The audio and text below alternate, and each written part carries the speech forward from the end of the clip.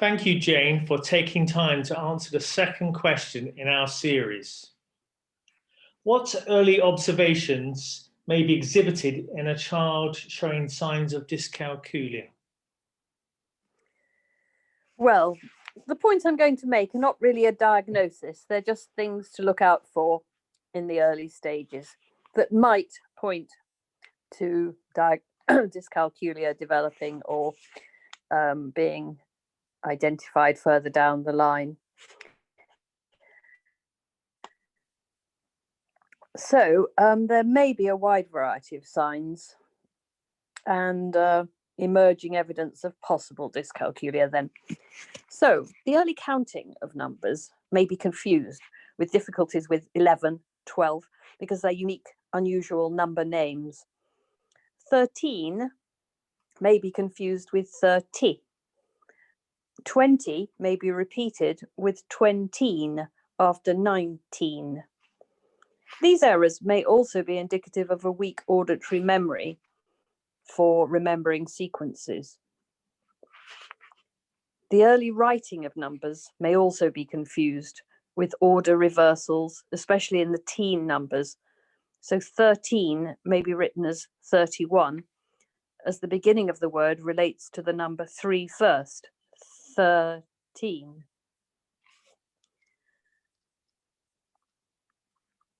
Numbers with showing numbers with concrete materials may show little awareness in the child of the fact that number sequences follow the pattern of 10 items, followed by another 10, and so on.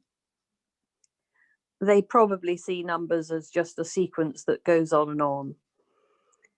Recognizing small groups of items quickly may be difficult, and so may be counted one by one laboriously.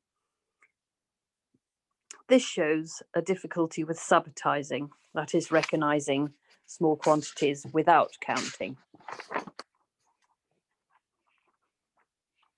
So, given these early signs, I'm not answering this question with some answers of what to do, but put briefly, one could begin to count groups of 10 in rows left to right. So a pupil may begin to see patterns and realize that our number system is made up of tens. A Slavonic abacus may be very useful. The Slavonic one has colors that differentiate fives followed by another 5, rather than just a row of 10 in the same color. So they can begin to help the child realize that a 5 can be followed by another 5 to make 10. So it will encourage awareness of the structure of our number system. Dice games can be played with lotto or snakes and ladders. Be careful of snakes and ladders because the first row is read left to right, and then the second row is read right to left.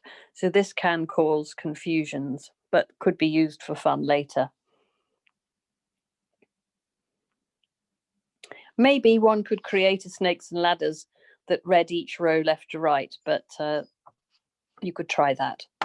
Anyway, perhaps that gives you some initial ideas about watching out for possible signs.